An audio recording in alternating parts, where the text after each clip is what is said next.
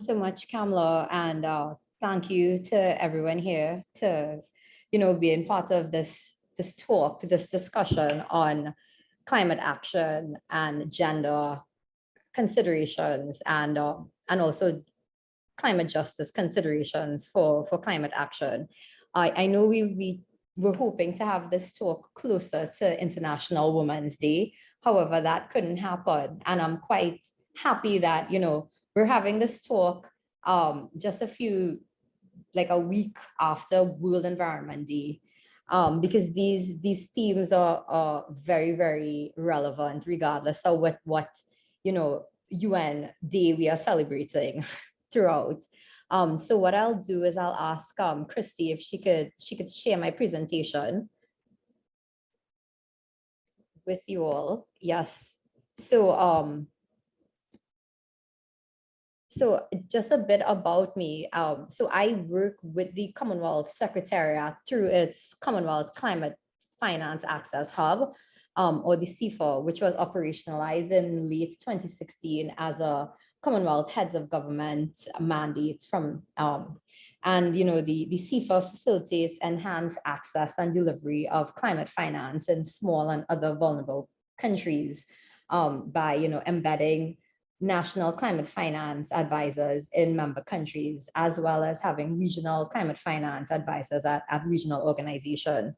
And, the whole purpose of the Climate Finance Access Hub is to have a very tailored and country-driven approach to the work that climate finance advisors do for the particular countries.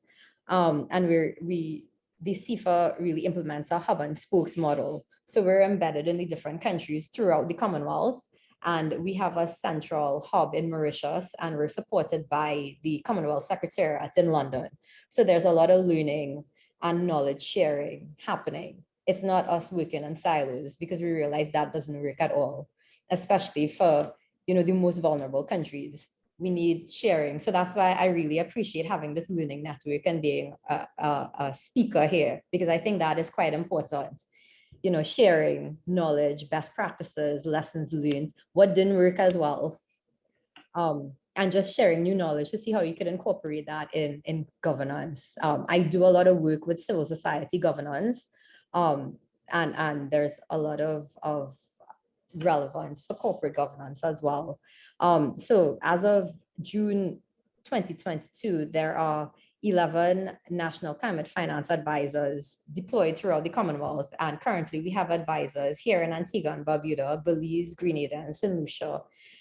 We also have 2 regional advisors for the Indo-Pacific as well as Africa. And we're recruiting, or in the final stages of recruiting, our regional advisor for the Caribbean, and that person will be based at CARICOM. So we're really, definitely supporting this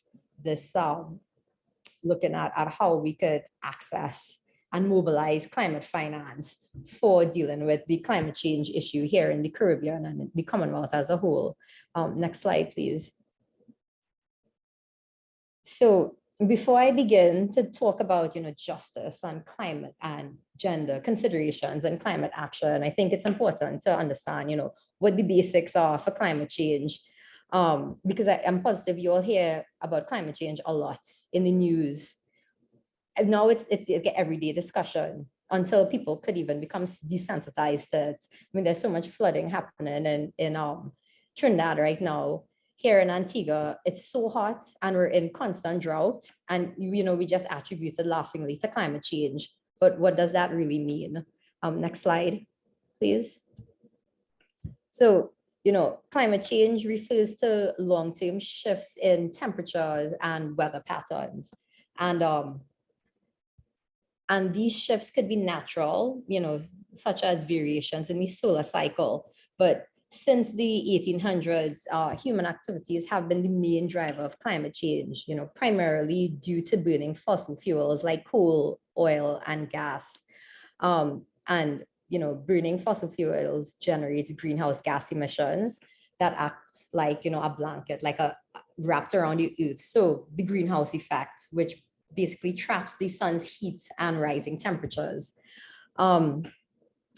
And what you're seeing in these, the 2 pictures here is over the last like 50 years, how much the temperature has increased, the ambient surface temperature has increased over time.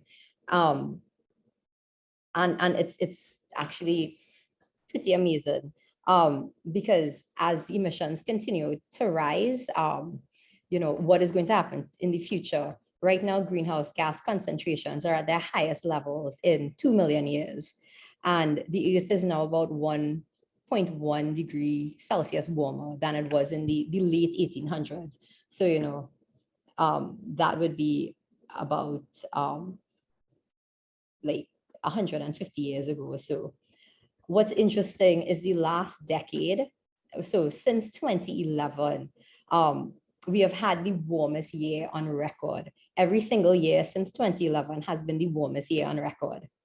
And that is pretty disturbing, since, the consequences of climate change, isn't only about intense heat waves and rising sea levels and so on, but also looking at intense droughts, water scarcity, severe fires, sea level rise, flooding, melting polar ice caps and glaciers, catastrophic storms and hurricanes, as well as declining biodiversity. So you're realizing that climate change isn't just a simple issue of climate alone or weather. It's now affecting all other, sectors and areas. So it really is it's a wicked problem. And how do we solve, a problem like this that's so complex with so many causes and so many, contributing effects? Next slide, please. So in terms of the impacts of climate change threatens people with food and water security, increased flooding. And I know that quite well. I'm from Cuba. Extreme heat, more diseases. I mean, the COVID-19 pandemic was actually exacerbated by climate-related impacts, loss of biodiversity, encroachment on natural habitats, and changes in weather and climate patterns as well. Also looking at economic loss and human migration, and conflicts related to scarce resources due to climate impacts. The World Health Organization calls climate change the greatest threat to global health in the 21st century. And even if efforts to minimize future warming are successful, some of the climate impact will continue for centuries, such as sea level rise and warmer, more acidic oceans.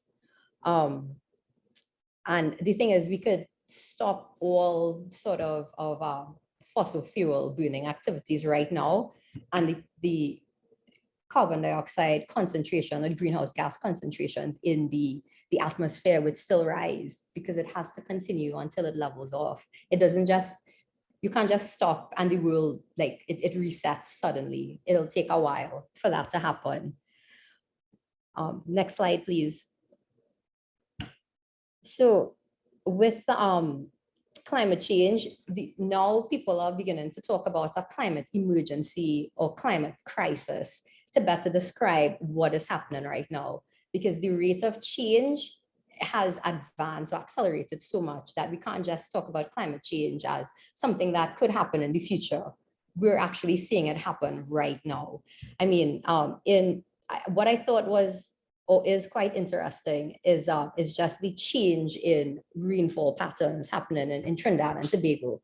So, when our dams were built, in the, I don't know, 1950s or 60s or whenever, they were built in areas where we got a lot of rainfall. So, the Central Range where the Navat and the Caroni dams are and so on. But right now, the rainfall patterns have shifted. So the dams don't ever get, like, they're hardly ever filled. That's why WASA is always saying, the dam is at, all the dams are like below capacity. We have to conserve water and so on. Even though there is flooding happening, there is immense rainfall happening. But the weather patterns have shifted, whereas now rain falls in areas where where it never used to rain that heavily before. So in Diego Martin, in Port of Spain and so on. But unfortunately, our water infrastructure, it remained the same because at that point in time, this is where the rains happen. So it's interesting to know that this could be, I mean, most likely it is attributed to climatic change.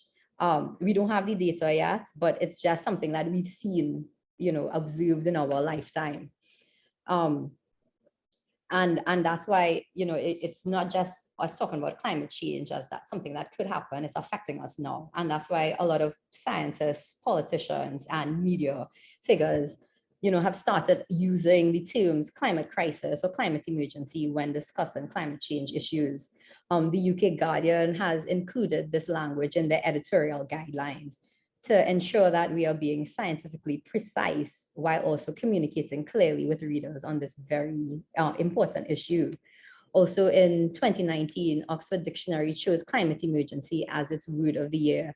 And it defined it as a situation in which urgent action is required to reduce or halt climate change and avoid irreversible environmental damage resulting from it. So I think it's interesting to learn and to start using the correct jargon when we're discussing this. Because as we know, it's something that's happening here now. I live in Antigua right now. The hurricane season has just started and most people are very nonchalant about it because they're like, wait until September. That's when most of the hurricanes happen. And it's because they have to, there's only so much people could deal with risk. And most of the risk and most of the danger happens in September. So they will start focusing most of the energies then for any sort of high intensity storms and hurricanes that could hit the country. Next slide, please.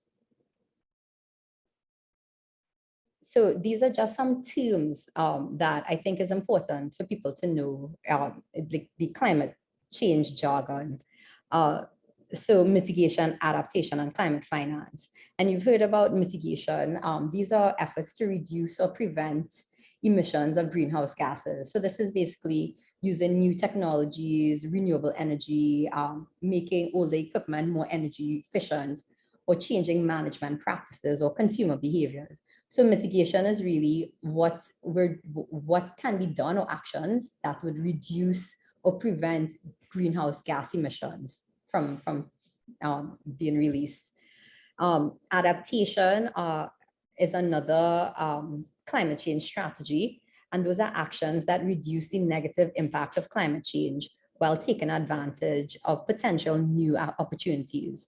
And this involves adjusting policies and actions because of observed or expected changes in climate.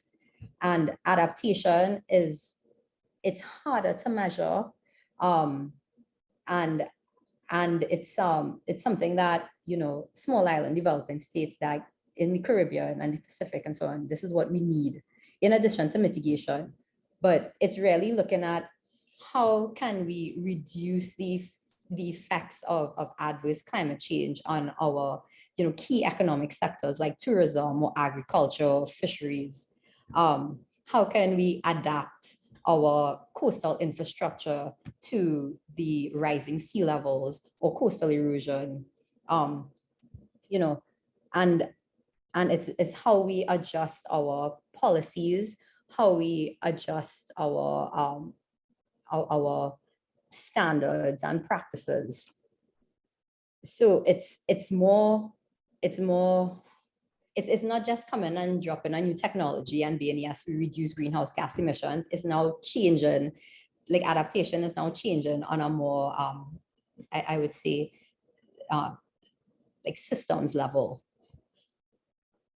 And then also, when you talk about climate change, climate emergency, you always talk about climate finance, because there has to be some sort of financing to deal with how do we do mitigation or adaptation. And climate finance, there isn't I would say a universally accepted definition for climate finance, but it is generally multilateral, national, or local financing, which is drawn from public, private, and innovative sources of financing that seeks to support mitigation and adaptation actions for climate change. And climate finance is needed for mitigation because we need large-scale investments to significantly reduce emissions. And that could be, you need investments to have a solar photovoltaic plant or happening, or we need we need large-scale investments to do electric mobility for our public transport sector, right?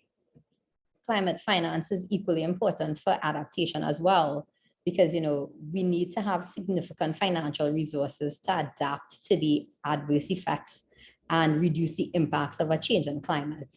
And adaptation is more focused on people, communities, ecosystems, infrastructure.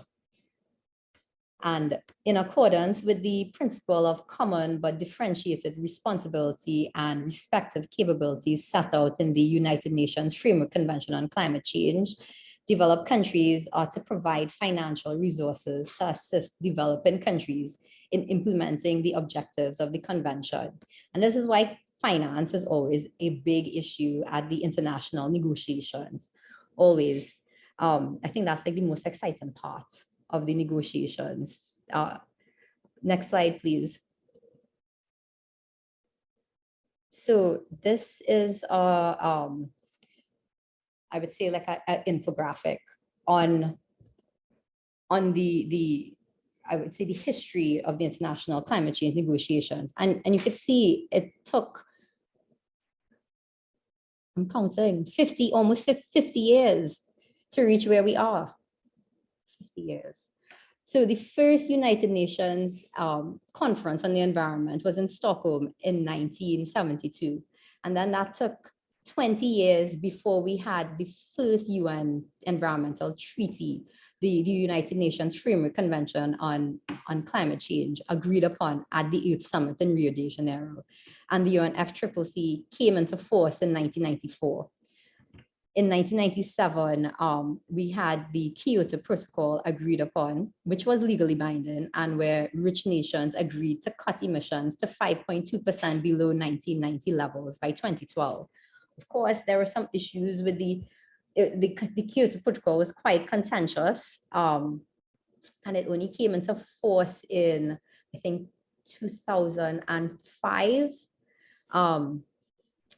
And a lot of developed countries were no longer part of the Kyoto Protocol, and it was incredibly contentious. So in 2009, we had COP15, which happened in Copenhagen, Denmark. And this is where there was a hope to have a new climate treaty take place. And that climate treaty fell through, it failed. But, what came out of this point, this was like, I guess, a turning point in multilateralism for the climate change negotiations, in that we had to take a different approach to solve this very complex issue of climate change. It couldn't be prescriptive. It couldn't be us or countries, sovereign nations talking about how to deal with this complex issue of climate change that, it's transboundary. It happens at varying scales, and it's, the effects aren't uniform within our country, within our continent, and across the world. So we had to change our approach to how we dealt with finding a solution.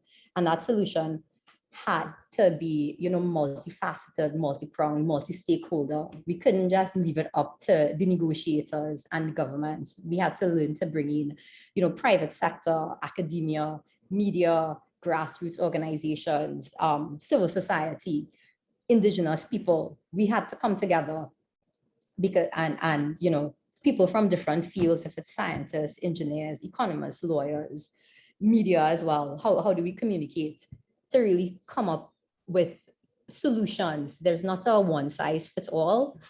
It might not be perfect, but we had to come up with a set of solutions that could possibly work.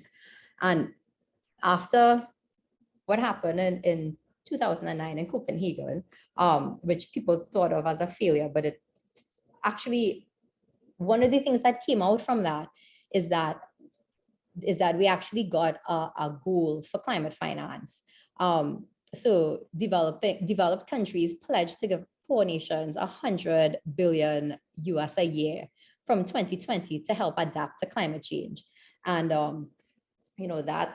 that is important because the next year we agreed to set up or operationalize the Green Climate Fund, which is the biggest fund that is dedicated to climate change that can be accessed by developing countries.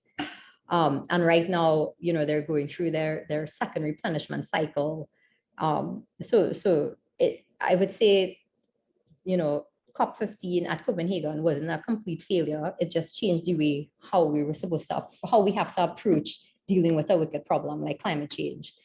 And then all the, work on consensus building and negotiations and collaborations, it came to a point where in 2015, we were going to agree on a universally agreement, a universally binding agreement to, sufficiently reduce emissions to prevent, the Earth's temperature rising more than 2 degrees Celsius above pre-industrialized levels and within the 1.5 degrees Celsius.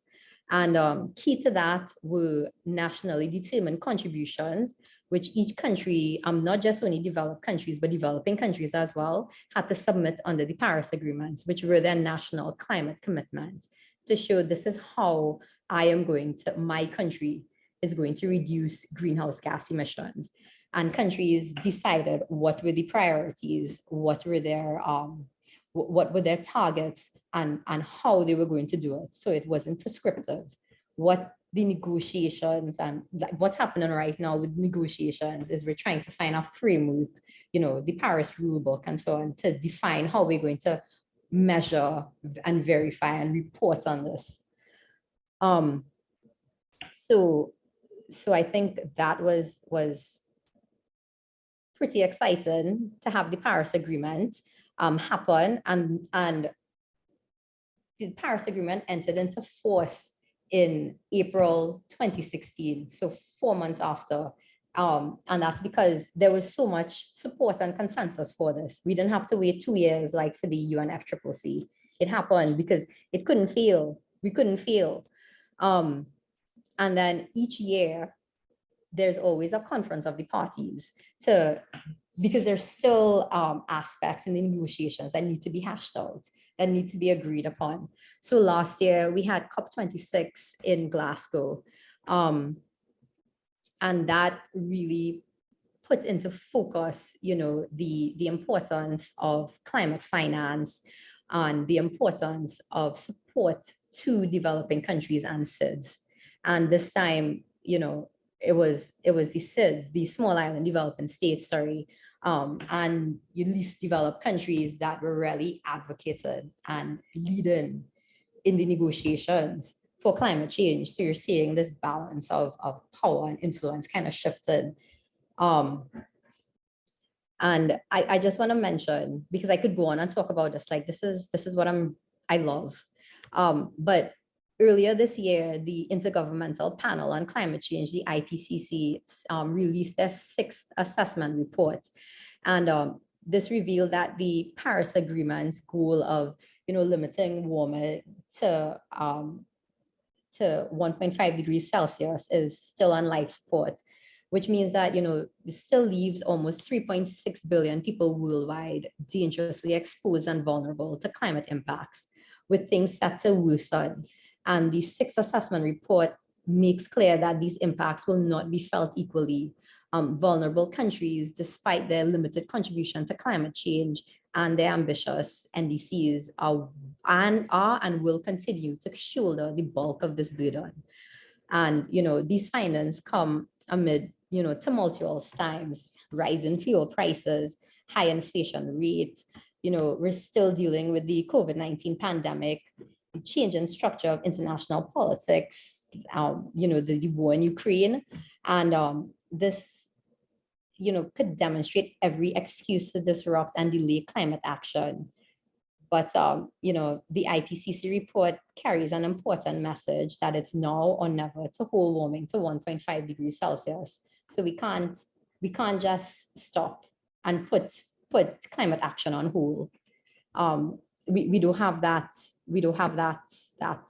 option anymore.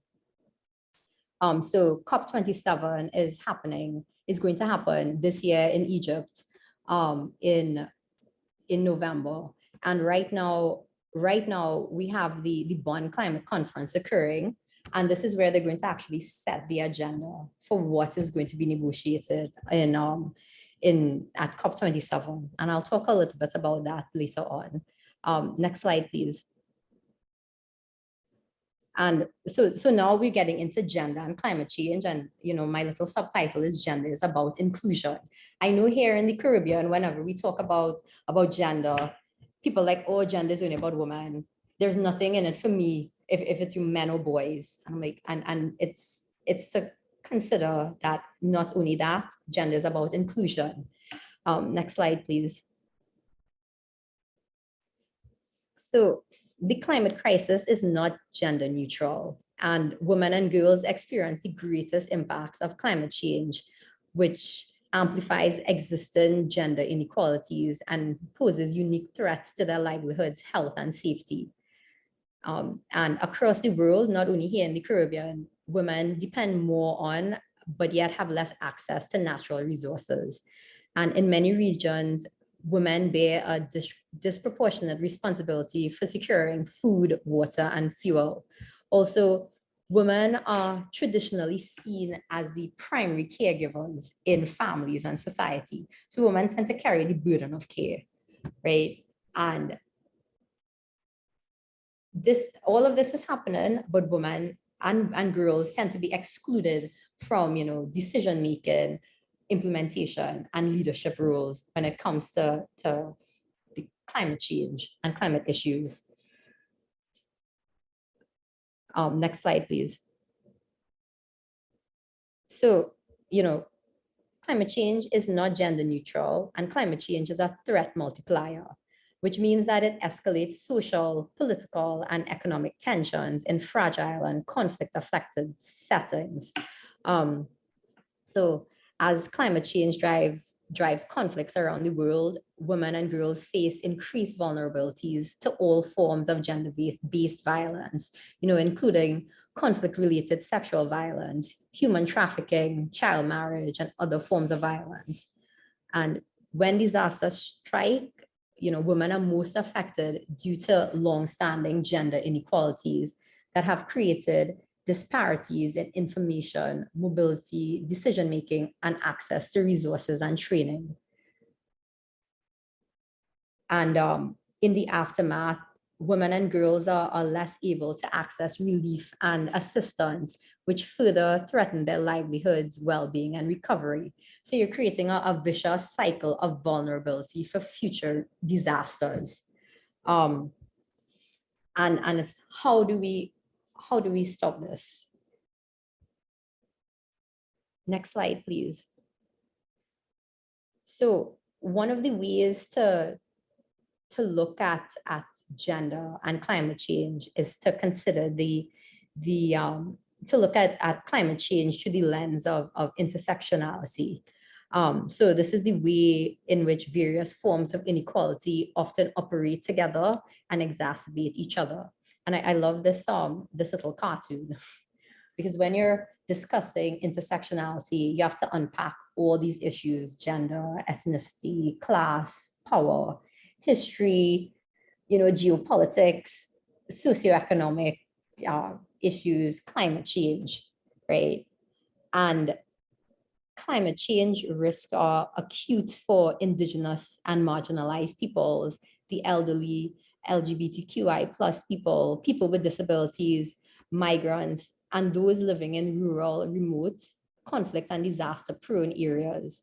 So we have to look at addressing structural change and climate action to allow us to advocate and work towards equality of all kinds. And this is an interesting quote from a climate activist.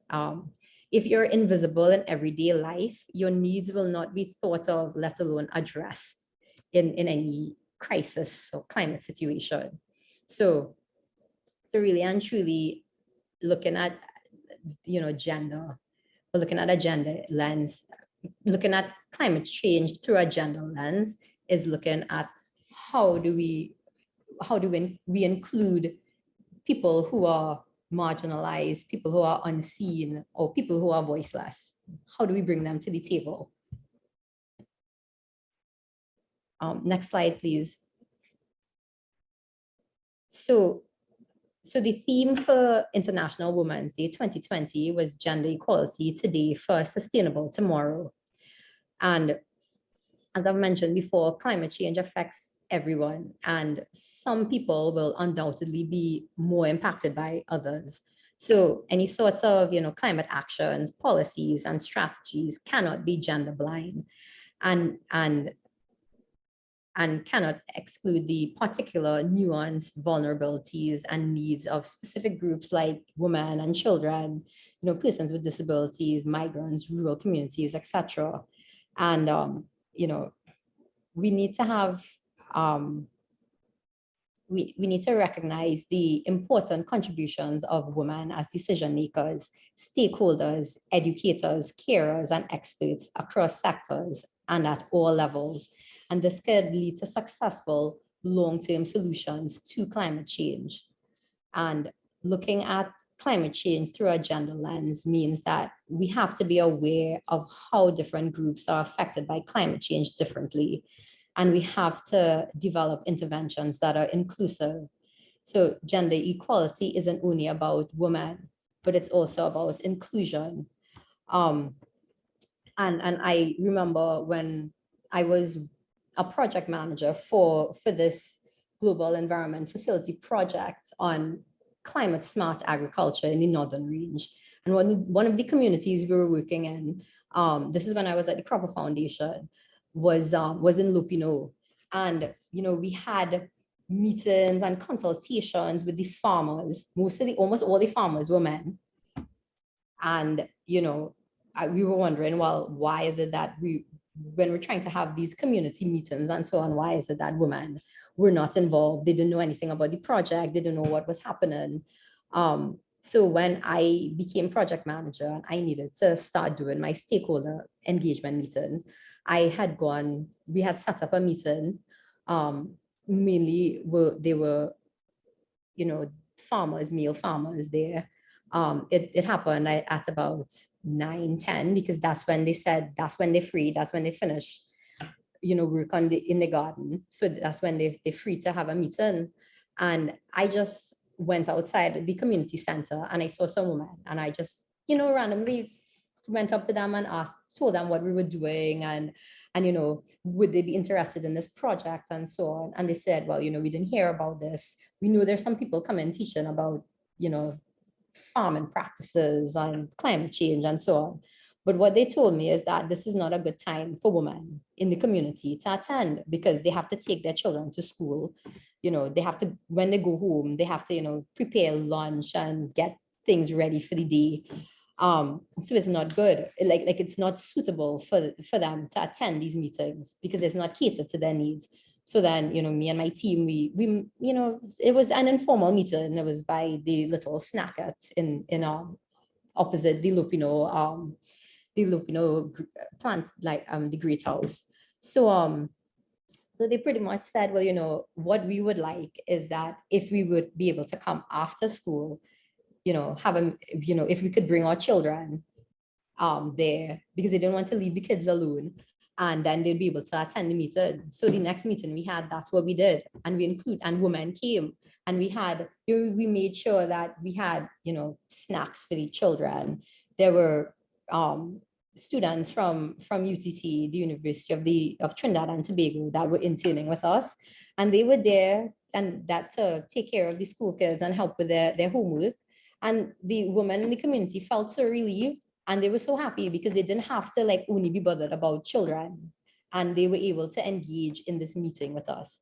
And at that meeting, they said they don't, they appreciate the work that we're doing on improving agricultural practices and improving productivity on the farm. But what they're interested in is job opportunities and value addition for their, the agricultural produce and products, and also how to ensure that the young people, their sons and daughters, have jobs so they don't have to leave the community, right? And that's what we did. We ended up having to request a change to the scope and to the budgets and the activities,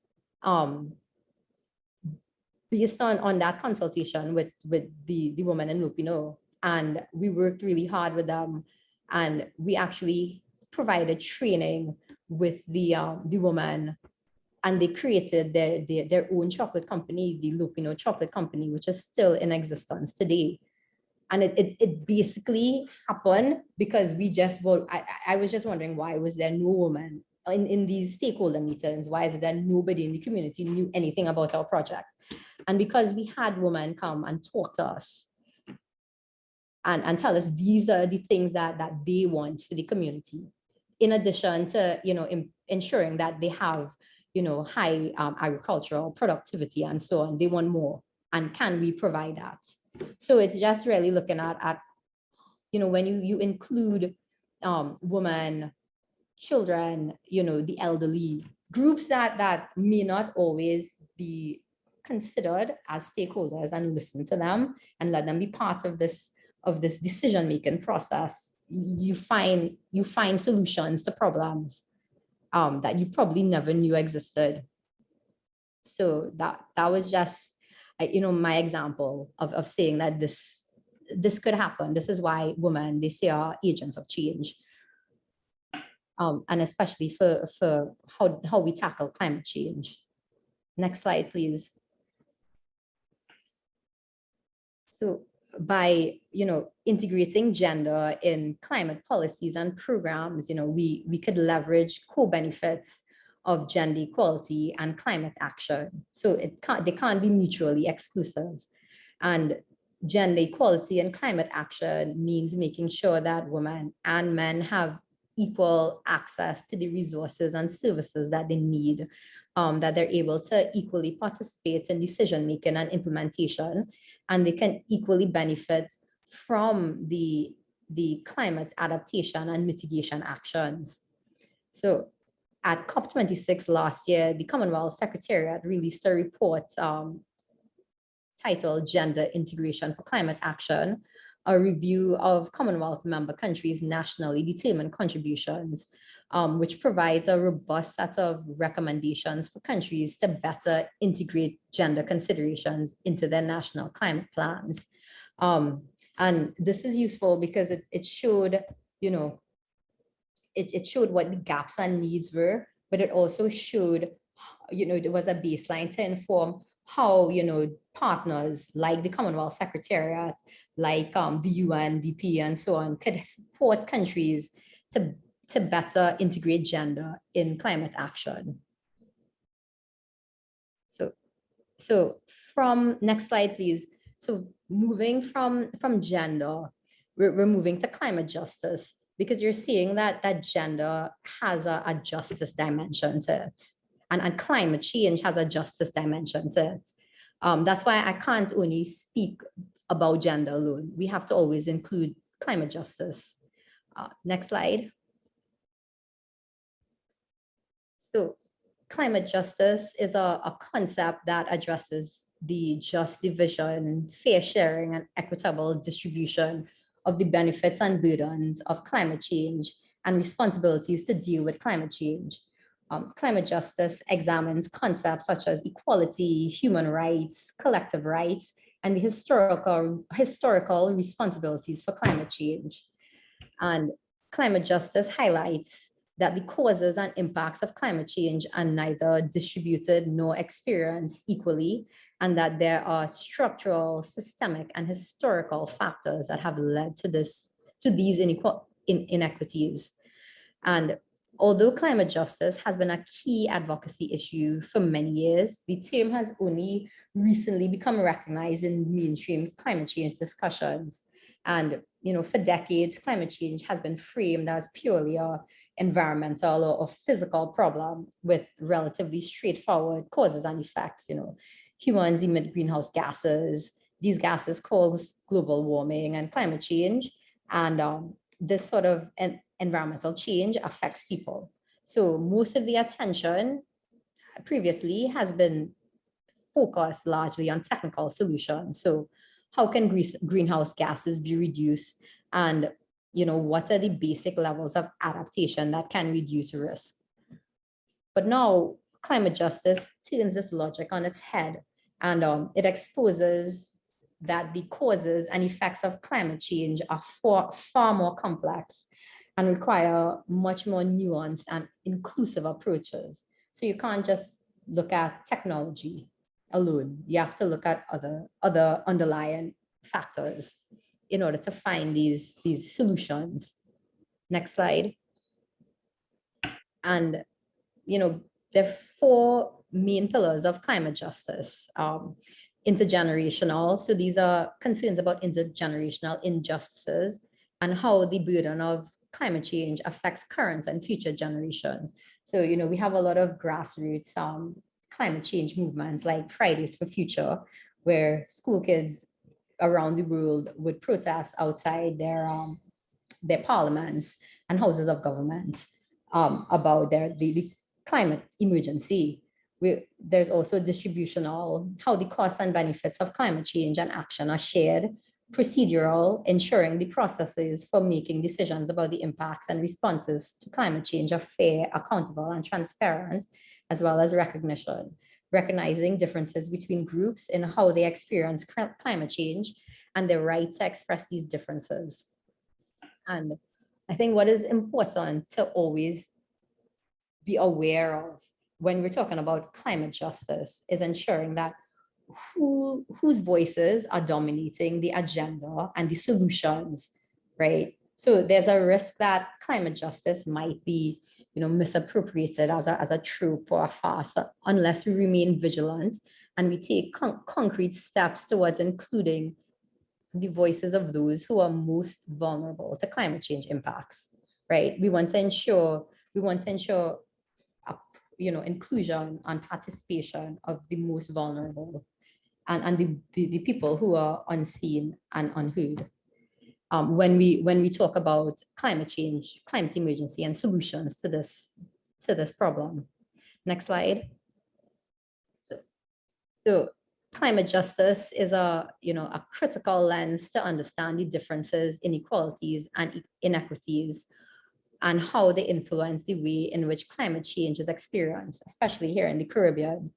And climate justice has framed how Caribbean countries have engaged with the international climate change negotiations.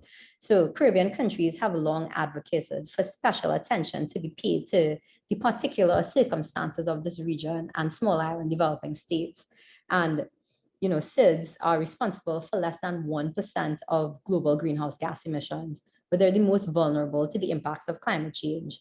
So that means that, the Caribbean is experiencing numerous extreme events and resulting damages, despite contributing the least to climate change, right?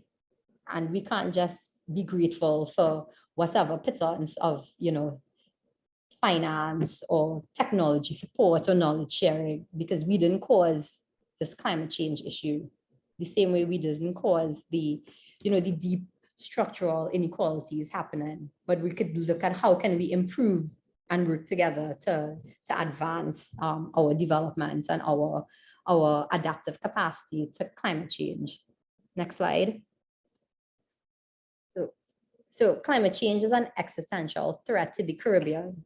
And since 2009, small island developing states and many others have been calling for limiting global temperature rise to 1.5 degrees Celsius above pre-industrial levels to prevent, the worst of the climate change impacts.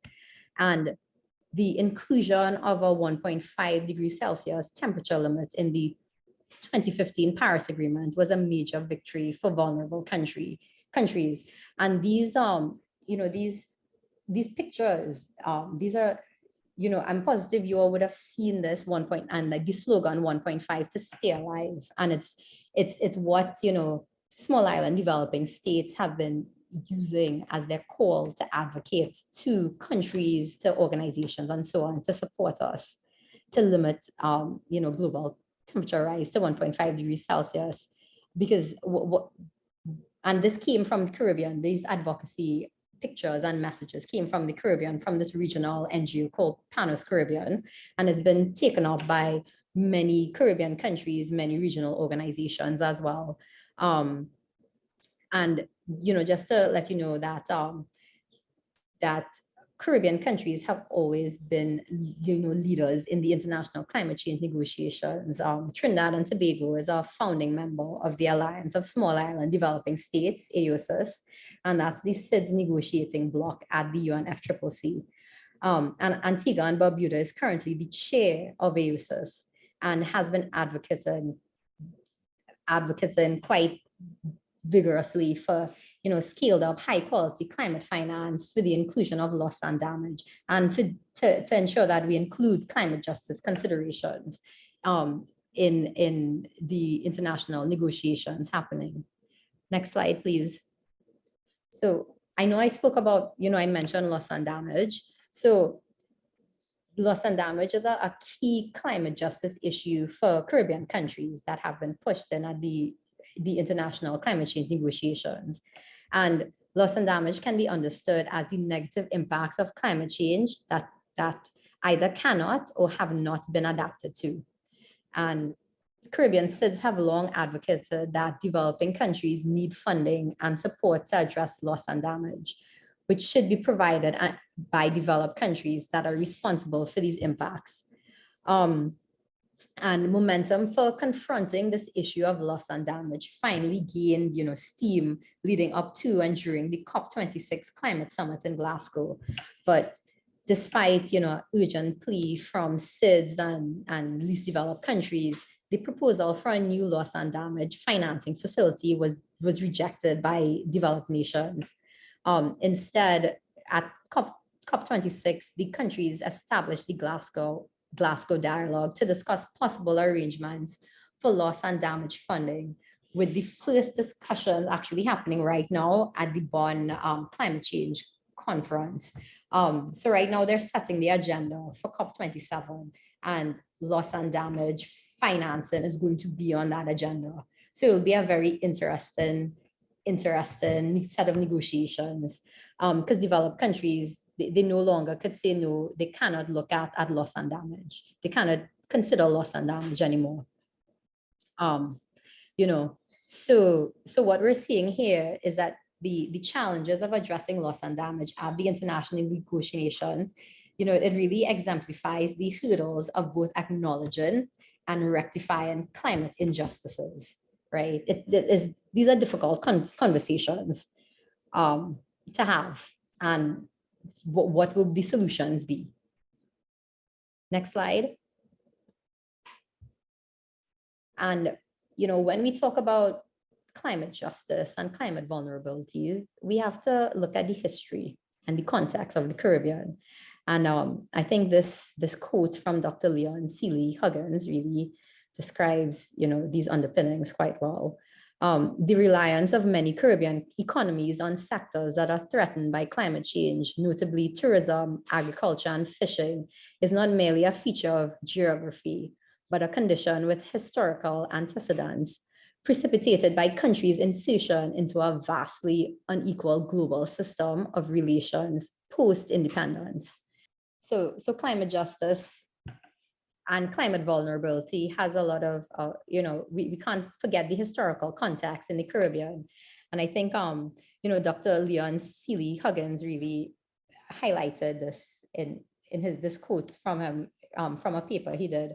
The reliance of many Caribbean economies on sectors that are threatened by climate change, notably tourism, agriculture, and fishing, is not merely a feature of geography, but a condition with historical antecedents, precipitated by countries' insertion into a vastly unequal global system of relations post-independence. And Caribbean countries have similar characteristics that contribute to our high vulnerability to climate change, and which tend to stem from our colonial past. So we have high levels of debt, reliance on imported goods, food insecurity. A lot of countries in the Eastern Caribbean have water insecurity. Right now in Antigua and Barbuda, we were suffering from intense drought. We have a most of the people and most of our assets are situated along the coast, and we're also dependent on sectors that are tied to the environment: tourism, fisheries, agriculture. And these characteristics are systemic and are a result of centuries of exploitation. So for Caribbean countries that have only relatively recently gained independence, it's formidable to be confronted with, reducing such deeply ingrained vulnerabilities to climate change, right?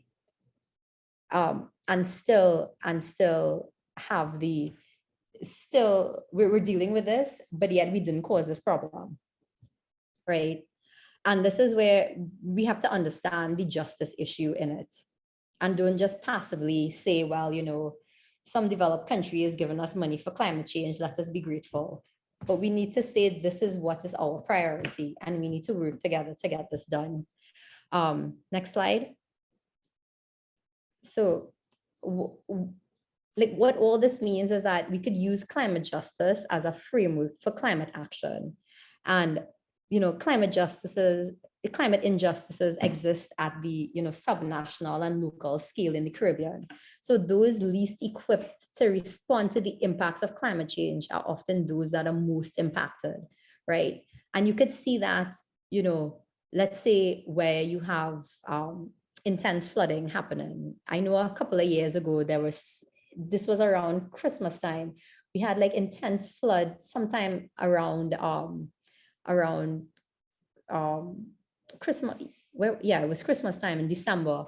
And then there were areas in Northeast Trinidad, Brasso Seco and Matlat and so on, that were cut off from communication. No, the transport routes were cut off because trees and so on were blocking the roads. And we didn't know that for about 2 days, when people from the neighboring village actually walked there to see what was going on, right? Because we didn't know they were cut off. These rural communities were cut off from basically the rest of the world, right? And we need to respond to these communities that are most vulnerable to climate change, because we can't leave them behind. That they're part of our country, right? And for the Caribbean as a region that's facing climate injustice on a global level, like, it's critical that we do not continue to perpetuate these injustices within our countries. So when we're developing responses to climate change, we must not only prioritize just approaches that do not fully ingrain already existing inequalities, but also recognize and rectify these injustices. So a good example is in the Bahamas, when Hurricane Dorian hit in 2019, and it pretty much devastated, the islands of Abaco and Grand Bahama. So those islands have, high migrant populations of Haitians, and these Haitian migrants, had the highest levels of destruction and damage to their property, as well as loss of life.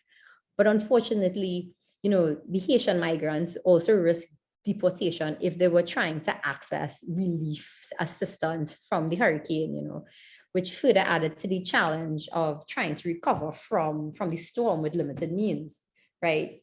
So we shouldn't exacerbate existing injustices during like a climate emergency event. How do we look at like dealing with these issues? And then, it's something that in the Caribbean, illegal migration is a major issue. We have the migrants from Venezuela in Trinidad. And that's a contentious issue, but it's something that we have to discuss, and we have to find solutions to include them, because you can't have solutions for only our citizens and residents, but you completely neglect migrants and children. They need to have access to education, to healthcare, to, they need to be safe, access to emergency shelters. Let's say if their homes have been flooded or damaged by hurricanes, right? And I think it's something that we need to have this discussion about, like as a country, communities, and so on, because the Caribbean, what makes the Caribbean so unique is that we're all connected to each other, right? Um, and we could work past these issues because it's not us by ourselves. We don't operate in a silo, and we have friends and family and so on in many different islands. We go to school. We've gone to school with so many Caribbean counterparts at UE, whichever university, whichever campus. We work with a lot of our Caribbean people. And if there's any sort of disaster, like when Hurricane Maria and Hurricane Irma hit in 2017, like all Caribbean countries, we were like the first set of countries to respond to help Antigua and Barbuda and to help Dominica, right? So we can't forget that's what makes us Caribbean. Like, how do we deal with climate justice together? So now, like, if you all have any questions or comments or so on, I'll be happy to take them. I know it's been an interesting discussion. You're probably wondering, how does this relate to corporate governance? But I think it's understanding the concepts and understanding how gender and how climate justice could help guide your governance, and your strategies for your organizations moving forward, especially if we're in the Caribbean. You can't just say climate change is something that's happening, but what can we do to further support real climate action, that will impact on the many and really help to deal with inequalities and vulnerabilities in our communities. So happy to take any questions or comments. Mm-hmm. Thank you so much, Sasha. And yes, I see Kevin's hands up, but I just wanted to share before you comment, Kevin, just because I could take the audio first. Sasha, I thought this was such a brilliant share that you did for us today. And I especially love how you brought it together in the end, looking at our uniqueness as Caribbean nationals and needing to be there for each other. But I will tell you, you really helped clarify a lot of things in my own mind in understanding within the region how climate change has impacted different groups and so. And the fact that there's this concept of a climate justice framework, which, I think really makes a lot of sense. So I think there's a lot for us to discuss here, and I'm very happy to invite Kevin. Kevin Bagaloo is also very interested in corporate governance, and we're happy to have him here today and to invite you, Kevin, to ask your question or make a comment. Hi, good afternoon once again, and thank you very much. It is always indeed a pleasure, as I mentioned to you earlier this morning. Before I ask the question, I would also like to acknowledge Ms. Faye Lopez Collymore, who was also my lecturer in corporate governance, and she was the best. I hope she's okay there. So to Ms. Jattansingh there, this was a very, very great, straightforward presentation. I mean, as Ms. Rabisa de Silva said, it enlightened us with a number of things. A lot of questions were answered there. And, I think it could not have been put any better there. What I would like to pose to you there is that, with respect to mitigation, adaptation, and climate finance, right here in Trinidad and Tobago, climate change is real. It is real. It is a real thing. And I think here in Trinidad and Tobago, this is my opinion, perhaps some may agree. Here, those in authority, they focus on a lot of things, and even lots of money spent into things that we don't see where your money is going. My question to you is, how would you advise those in authority right here in Trinidad and Tobago to put more emphasis on climate change, more discussions and so on there? So I think for that question, it's to do advocacy or to make sure that this issue isn't relegated to just a passing thought. So that could mean, I mean, there are lots of consultations happening in terms of, you know, our climate change policies and the National Adaptation Plan, and also what's happening in terms of renewable energy.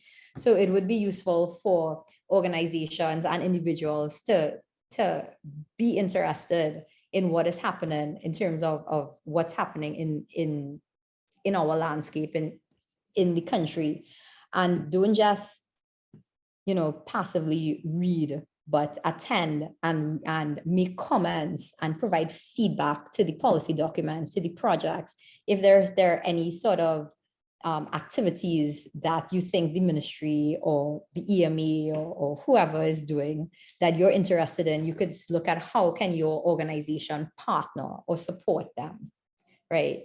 So it's not just you not knowing, because an important part of being an agent of change for climate action is to be informed, right? And to know what can you bring to the table, right? So I hope that helps.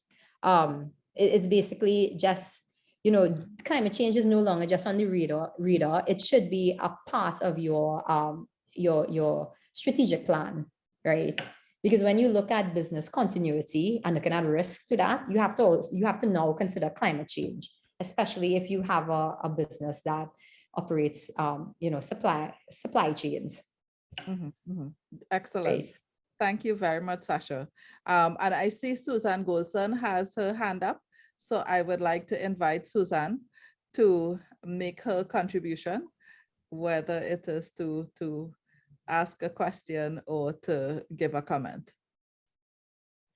Thank you so much, Kamla. Thank you so much, Sasha, for an excellent presentation. It really enlightened me. I'm the better for it, and I'm doing some work right now on ESG and emerging markets. And so I see the connection, and building on what you just said, this is just the comment, then I have a question. Just building on what you just said, absolutely. It is nicely placed now in ESG and all those imperatives. I think we have a lot to work out in terms of how we measure ESG, and of course environment then, of course, and but that's the connection obviously with governance and so on. So we all know that. So that point is well taken. My question is, in respect of, and may I just apologize for not having my camera on, but my question is, you had mentioned, and you can correct me if I didn't hear you correctly. You mentioned that at COP, the developed markets or the developed countries, or those possibly responsible or those responsible for the dilemma in which many emerging markets find themselves in terms of climate change and the environment, they rejected a suggestion for a fund. Is that correct? Yeah, so last year at COP, they rejected the proposal for a loss and damage financing facility. So right now, because they're setting the agenda at the Bonn Climate Conference, which is like midway between the two COPs, so the one from last year and the one from this year, that is now on the agenda again. It's going to be discussed at COP27 in Egypt. And with that one, what we're hoping for is that, you know, we're finally hoping that we're able to establish this loss and damage mechanism. And we're hoping that this happens by the latest COP28. It will be decided upon, and we have a loss and damage facility, because, you know, the sixth assessment report by the IPCC that I discussed earlier, you know, pretty much said that even the most effective adaptation measures cannot prevent all losses and damages. which are, reality for vulnerable people in certain regions. So you now have the IPCC pretty much telling countries and negotiators that, look, you cannot say that adaptation will be able to deal with any sort of possible loss and damage. That cannot. They've accepted that there's only so much, that there's a limit to adaptation. There's only so much adaptation we could do to climate change, and there will be loss and damages occurring. So I think we're at a good place right now where we have the scientific consensus and support that we need this loss and damage financing facility.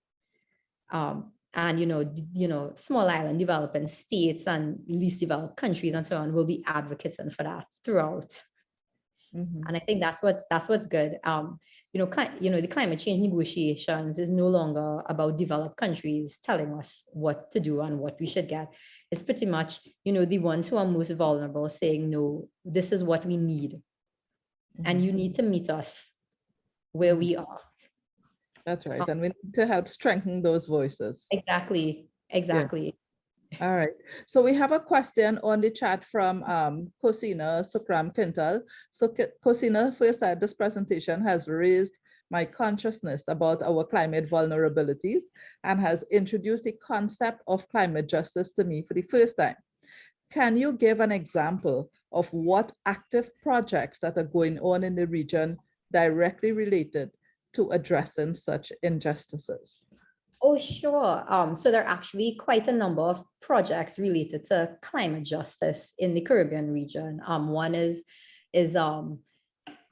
I can't remember the name of the climate justice project, but there's a project being done by Climate Analytics, which is regional, looking at policy responses and advocacy. There's also one happening being done by the Caribbean Natural Resources Institute, CANARI. I used to work with them previously, and they're developing a climate justice agenda for the Caribbean. So what does climate justice mean for us, right? And then UE is also, they have a climate justice project looking at, the academic and policy side of that.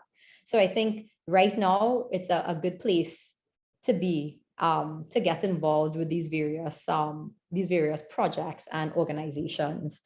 And it'll be interesting to look at how climate justice relates to, corporate governance. Because it seems that it's something that we have to unpack and include when we think about what is good governance in our region. That's right, Sasha. And this pandemic really highlighted for us the whole concept of business continuity. And you mentioned that specifically. As directors, we need to look at what are the various external elements that are impacting the business that's likely to send it, on a tailspin. And what can we do proactively to either prepare or to lessen the likelihood of those things happening. And I think collaborating together, have joined efforts that, strengthens our position so that developed countries cannot as easily dismiss the reality of the fact that, as you said very clearly, a lot of these climate change was not created by us in the region, but by more developed countries who had a lot more resources and therefore did not consider long-term planning and impact. So, and that's definitely where it lands on the lap of every director, because all organizations are impacted. There's a lovely comment in the chat too from Brenda Bowman. Brenda said, thank you, Sasha. You demonstrate the positive energy of VUCA 2.0. Vision, understanding, courage, adaptability. This helps us deal with the immensity of these issues. And Brenda, this is an area that I know you have a lot of passion with as well. I really love the way Sasha demonstrated the role of women and girls and how they can make a huge difference. So it wasn't just to say that they impacted, but to give us that very excellent example of when they're included, how it leads to very tangible results and actions. Brenda, may I ask if there's anything else that you'd like to add to join your voice to the conversation and share with us? Yes, thank you. Thank you so much, Sasha. I think this is such an important subject, and I think it's very, very easy to get overwhelmed with it all and then to become numb to it and then not to know how to act. And I think what you put your finger on there is what you demonstrated, in fact, is how leaders in this sector need to keep a positive energy going. And so it's not looking always just at this as a form of threat. It's dealing with a crisis with, as I said, vision, understanding, courage, and adaptability. And I think that's important for any leader who's dealing in any organization in times of crisis.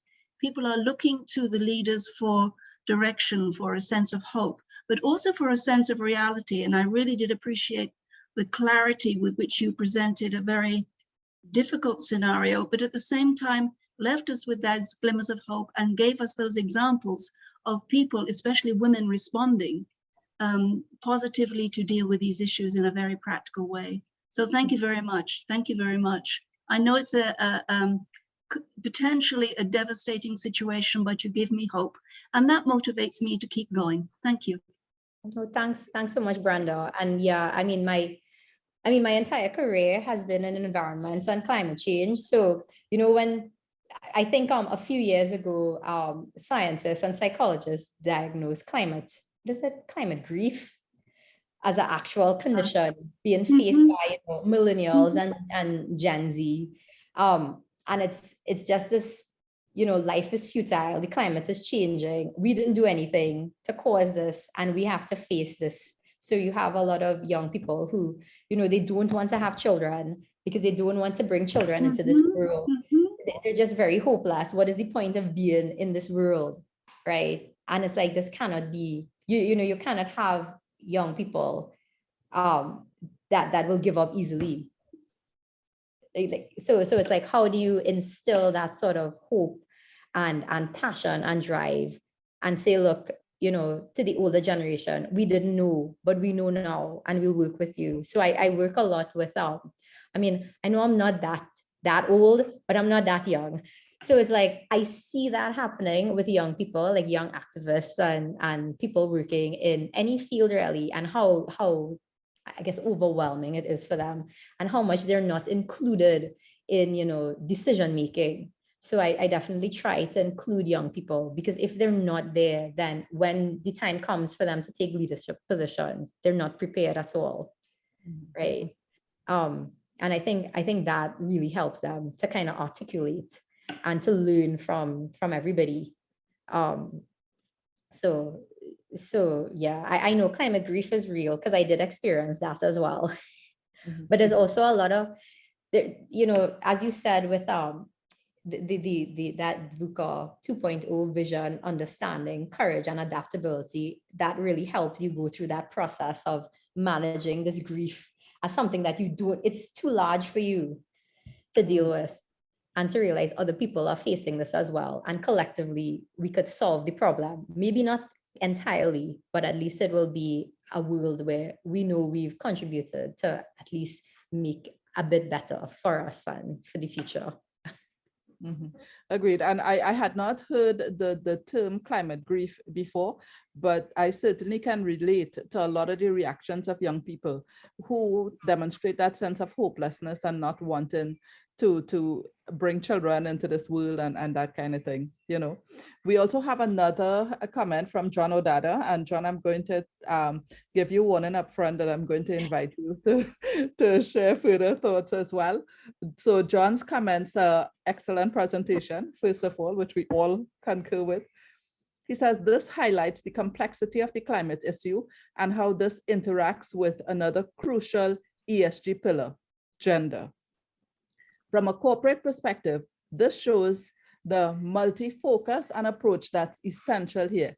Fully support your views on the need for advocacy. So John, I'm inviting you if you want to elaborate any further with any comments. Absolutely. Thanks, Kamala, and Sasha, fantastic presentation. I sit in many board meetings, committee meetings focused on climate issues. And I think your presentation has just brought to life what all this actually means. We'll sit and commit to net zero pledges and so on, but actually this is where those pledges will count. This is where it's actually going to hit home. My kind of as I sit here guiltily in the city of London, where a lot of decisions are made which might essentially impact worlds that are far from us here. I just reflect on the importance of decision making here. So looking at the corporate governance angle to this, you very eloquently just unpacked the different actors, the different focus areas that we effectively have here. And from a corporate point of view, I'm starting to hear a bit more of, well, we will do a part if governments do their part to essentially enhance arrangements, subsidies, and so on associated with green transformation. And the kind of residual worry with all of this is at some point the corporate world will say, we tried. Governments will say, well, we relied on corporates to drive this. But actually what your presentation shows is people on the ground will suffer most. So more of a comment in terms of just the need for advocacy and the need for us to hold each other to account. And it starts with boards, because we are effectively the key actors, the key decision makers. If we play a part, make decisions for the long term that take into account stakeholder views and so on, and we advocate for the need for the right frameworks in place, the right multilateral arrangements in place. For example, again, as I sit here in London, making sure that if our global multinationals are out in the Caribbean, extracting valuable resources from there, we pay our fair share to make sure that any environmental damage and so on is appropriately addressed. And likewise, government will then essentially also need to be held account by the people as well. So I think there's a really interesting governance link here, but the beauty of it is you've brought this and made it real in terms of who will suffer most, which is all of us ultimately. So really good presentation. Thanks for that. Because I know when I was doing this presentation, I was wondering, should I bring in corporate governance? But I'm like, no, I think it's governance is throughout this whole presentation. And it was more for you all to understand what these concepts are, understand what the real issues are, and now for you all to go and take that and incorporate that in the work that you all are doing to create those accountability frameworks for the boards, for your sectors and for governments as well. And how do you bring, the most vulnerable on board to be part of this conversation and making decisions? Because, those are your stakeholders as well. Mm-hmm, mm-hmm. Yeah. Very good. Yes. Thank you, Sasha. I see our chairman has his hand up, so I want to invite him now. Nigel? Yeah, I just wanted to share a quotation from what John just said. So in their book Blind Spots, Max Beserman and Ten Brunsell caution us to be aware of the egocentrism bias, which not only motivates us to claim more than our fair share of credit, but also to overclaim resources. They go on to say that overclaiming of scarce resources lies at the root of society's most vexing environmental crises, including species extinction and climate change. Such crises can be described as social dilemmas or situations in which each member of a group has short-term incentives to act in a self-interested manner. And this is what John was talking about, where corporations, of course, act in the short-term interests of their shareholders. Yet, all of the group's members and the society as a whole will suffer from this collective self-interested behavior in the long term. Now that egocentrism bias is a powerful, powerful force acting against the initiatives that we are looking at right now. And we have to find ways to stop people pointing at the other and assuming responsibility. I'm not saying it's an easy thing to do, because there is always that short term, well, what's in it for me? And you see it a lot. The people who are the countries, if you will, who are the main sources of greenhouse gases are not being held as much to account. And then the developing states are saying, well, they developed, now it's our turn. So now we need to, so it's a tough one, but I mean, I'd love to hear from John and how he's seeing that. Yeah, that's right. You couldn't have been more spot on, Nigel. I think that's the next challenge we're actually seeing. We're seeing the easy part almost. It was very difficult in the sense that you have to go through tons of data, referencing a lot of what Sasha has covered in her presentation to get to a point where you feel comfortable to make a net zero pledge. And now that the pledges have been made, and we're getting to the 5-year point where stakeholders are starting to say, well, show us the data to show us, to demonstrate that you're on this journey. And all the caveats are being looked at in terms of, well, actually, we're probably not progressing as quickly as we could. But that's back to the point that you raised, Nigel. That's that short-term view of profit, which is good, but this is a long game. This here is a long game, and I think the tough decisions which will need to be made probably in the next sort of 10 to 15 years will be, are we going to be comfortable with an economic dip where we effectively don't have as high returns as we currently have or are currently seeing for the greater good of society and those who are coming after us, in effect. So that's going to be a big challenge, and I don't. I'm lucky I'm not on any major boards, but for all of you who are in major boards at the moment, I feel for all of you as you navigate these difficult decisions, in effect. Yeah, Yep. and I think we have the opportunity here. I know Miss Goulson, she was talking about ESG, and we have the opportunity to really define what is ESG criteria for the Caribbean region. I think that is important. We can't take that from the US or the UK. It has to be right for us, because we really run the risk right now of the Caribbean being high risk for investment. Based on the fact of our location, we get hit by hurricanes, we are so climate vulnerable, right? So how do we create ESG criteria and investment criteria that will ensure that investment continues to come to the countries and investments that we need to adapt to climate change and for us to continue to develop? So it's like we have that opportunity right now to do that, to really change and lead this narrative. Yep. Okay, thank you. There were quite a few congratulatory messages, I will tell you, Sasha, in the chat from, well, Cosina, who said earlier it was very interesting and enlightening. We have a comment too from Indu Sharma. Indu is saying, hi everyone, and thank you, Sasha. Our Vision 2030 is very much aligned with UN Sustainable Development Goals. Is this enough?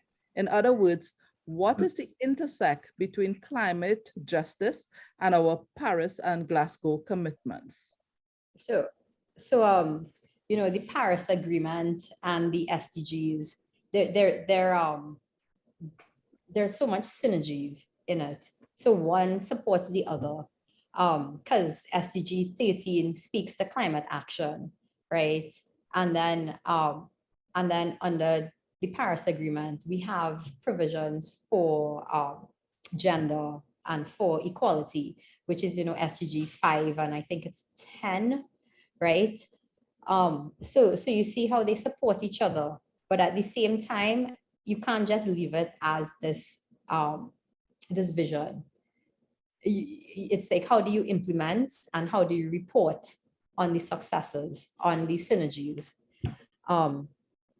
Because and how do you bring in practitioners and experts and people in the different fields, if it's climate, if it's renewable energy, if it's gender, if it's education, I don't know, migrants, how bring them all to the table and learn from them, listen to them to develop, projects and collaborations to move forward to see like if we could achieve the SDGs as well as the Paris Agreement commitments.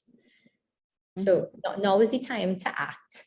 Like, the call for like when I was in Glasgow last year, so they had the huge, I don't know how much millions of like young people like converge onto Glasgow. I think 2 million when they had their climate march, and it was, there was the call was climate justice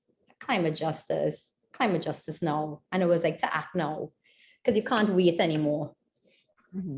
So we're at this point in time where we have to act.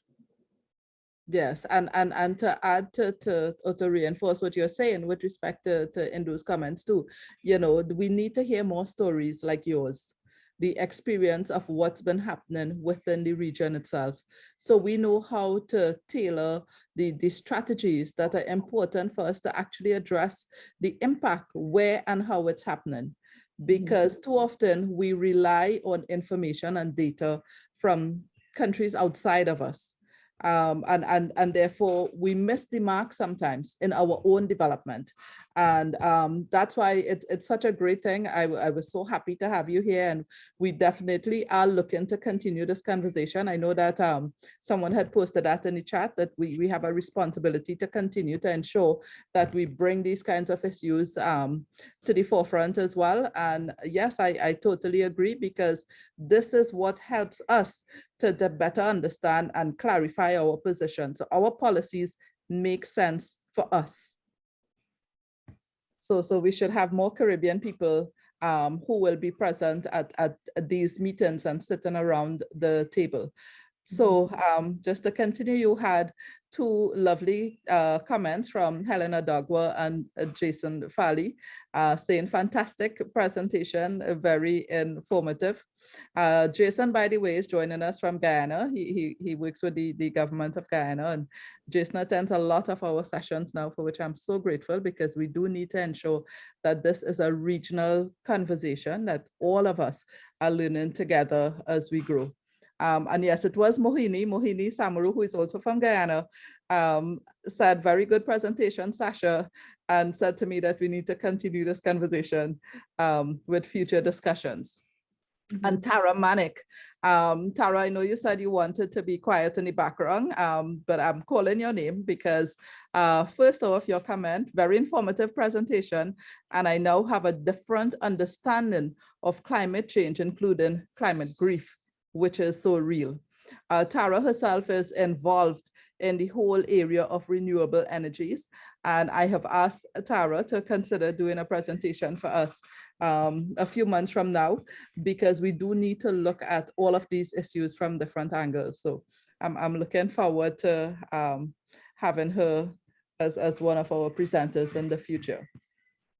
So I would like to invite, if anyone else has any question or comment. I see Professor Garrett has unmuted. So yes, Professor Garrett, let me invite you to join us now and make your contribution. Okay, thank you. First of all, many thanks, Sasha. Excellent presentation. Your last couple of sentences, though, around the notion that we have to act. In a sense,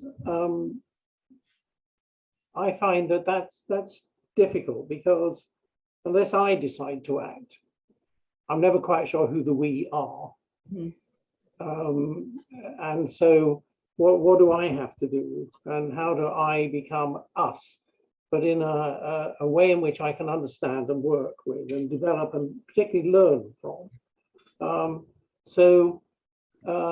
was sitting here brooding, and I was brooding on two things. One, I don't wish to steal her thunder, but the report that Ronelle is going to present on the second day of the governance sessions, is it next week or the week after now? The week after, yeah, governance week, end of the month. I think is absolutely fascinating, because it shows the mindsets of the Caribbean directors she has surveyed, which are essentially either, well, this is my words, not hers, neutral, or I don't really care. And she has carefully quantified information across these countries about what boards are not thinking and not doing, regardless of what they say they subscribe to. It's very easy to subscribe to COP25 or 27 or whatever. But, and then I was thinking, well, part of my family come from a very small island. It happens to be the Isle of Wight off the south coast of England. 25 miles by 12 miles, sounds familiar to many people in the Caribbean. And it's not part of government initiatives in many ways, because the main government initiatives are now putting all the money they can up towards the north of England to win political votes. And if you're frankly 12 miles off the coast of the south of England, you know, people don't care. So what are the people doing there? They're not doing this at the moment in a coordinated manner, but I've noticed what they are doing. They're beginning to resurrect their tourist trade, which was fairly good, but very down market. They're beginning to move that a bit. What they are doing, though, is building on technology, their particular technologies. And it happened that on the Isle of Wight, there was very good boat building and maritime research work going on, not necessarily funded at all by government. And they started building blades for offshore wind farms to a point where they've become pretty much world leaders in that field now. So their blades are up to 300 meters high, and they are exported all over the world. Now that isn't part of a government initiative, it's just what the local people are doing. And that's very interesting, because although they haven't been able to pull that together into a particularly coordinated activity, it's happening. And that's where, you know, I are becoming us, and we are beginning to develop some interesting approaches. They're using our prehistory. And then it struck me, and I mentioned this before when I've been talking with my colleagues at CCGI, I get a little bit angry with them right now, because they're sitting on some of the world's great resources and don't use it. And so they are slightly, but only slightly orientated towards victimhood. And yet I say, look, you know, you're sitting on some of the world's great supply of energy, not what we find in Trinidad, but what we find all over the Caribbean, specifically solar energy, wind energy, and hardly mentioned at all in my travels around the Caribbean, wave energy, tidal energy. Now, those are three massive non-polluting sources. What the hell are you doing about them? Not a lot.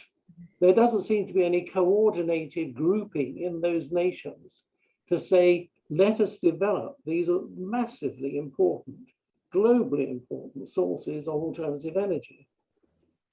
And as a possibly silly ending to what I'm going to say, I was then brooding just now that, well, what if you combine solar energy with water energy? What do you get? You get steam. Now, steam is a very interesting alternative to fossil fuels. and it's pretty non-polluting, and it's very renewable. So maybe in the Caribbean, we should see how some of our technologists there beginning to look at the idea of steam-generated power for homes, for business, and also possibly for transportation. And it was a particular irony, it suddenly struck me, that before the petrol engine came in and began its polluting run for the last 120 years or so, the main source of horseless carriage energy in the world was steam. But most people seem to have forgotten that. And the famous things like the Stanley steamers and that were amazing devices. So what's the equivalent of a modern Stanley steamer? We can concentrate large sums of solar energy now in small spaces. We've got plenty of water. You know, would the Caribbean become a leader in that sort of technology? It's possible, but who's going to do it? When do we start thinking a bit about them having to do things for us, and we having to just say, let's do it?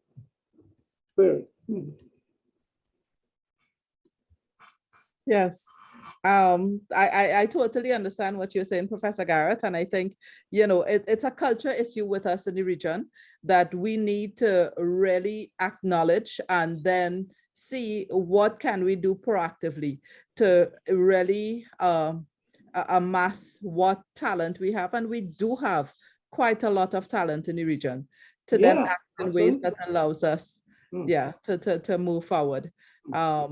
So agreed. And I just want to ask everyone, please, Christy has put the link to the survey for today's session. I will sincerely appreciate if all of you will click on the link and provide your feedback to us. It takes all of 2 minutes or less in some cases. These feedback, it's important to us because it helps us to measure how well we are doing, gives us feedback in terms of what may be some of the things we can improve on. And of course, if you suggest to us what may be some of those areas of interest to ensure that we are responding to your needs as well in terms of the types of sessions and discussions that we host. So please, I'm asking, we usually get a very low level response. We already have a very small audience here today. So it's important that we do ask you if, you know, please give us that feedback. And so we have just 5 more minutes remaining, which means we may not be able to take much more questions or comments unless there's anyone with a burning issue that you want to raise or share with Sasha before we ask her for her closing comments. Kamla? Yes. Hi, it's Ronelle. My apologies that I can't put my hand up, and nor can I put on my camera. Okay. I've like Sasha's female farmers, we all know as mothers, the juggle is real. I've had to leave my desk to do school pickups, so I'm in my car at the moment. My apologies. But Sasha, first of all, thank you so much. It really was a very thought-provoking and encouraging presentation. So thank you very much. But just to add one very quick comment to those made by Professor Garrett, I mean, I do think that what we're seeing on the parts of our directors in our boardrooms, whether large or small across the region, is an understanding of what they need to think about and what they need to do. But how do they get to the point of making that a priority, making that part of their strategic thinking? And you know, our goal in asking those questions and trying to drive the discussion is to not just hold directors accountable, but put them in a position where they can then hold our governments accountable. How do we encourage our governments to understand that if we're doing the right thing, the expectation is that you will continue to speak loudly, make the right decisions, and push forward, and that our governments in turn can speak with authority and from the right position of we're doing our part when we make certain demands of developed countries. So you know, we see this as a ripple effect. And to John's earlier point, that, you know, there is that battle in the boardroom. What sacrifices are we willing to make currently with a long-term vision of where we need to get to? That is going to be a very challenging, you know, issue for our own Caribbean boardrooms and companies to face, because coming out of COVID over the last couple of years, we're already in a survival mode. So, you know, with our directors thinking, I'm just trying to get out of this, trying not to send anybody home after what is a difficult period and inflation and everything else that's on our tables right now. I can't think about those things. So it's how we strike that balance and continue to drive the discussion with a longer term vision of all of the things that Sasha has spoken about in terms of the environment, and then the bigger issues in terms of the social and what governance structures we need to have in place to make those things work. So just to you know, sort of reinforce and certainly to add my voice to Sasha's call for us to continue to have those discussions, continue to get involved, continue to try to drive those discussions is going to be imperative for us over the next few years. So thank you again, Sasha. That was excellent. Thanks so much, Ronald. So Sasha, if we may get your closing comments one time, that would be excellent. So I just want to say thank you all for, you know, allowing me to have this talk on gender, climate justice, for climate action here at the Caribbean Corporate Governance Institute, your learning network. I definitely think, you know, this is the audience here, like the directors from various organizations that could really lead in setting the agenda and setting strategy for the long term to guide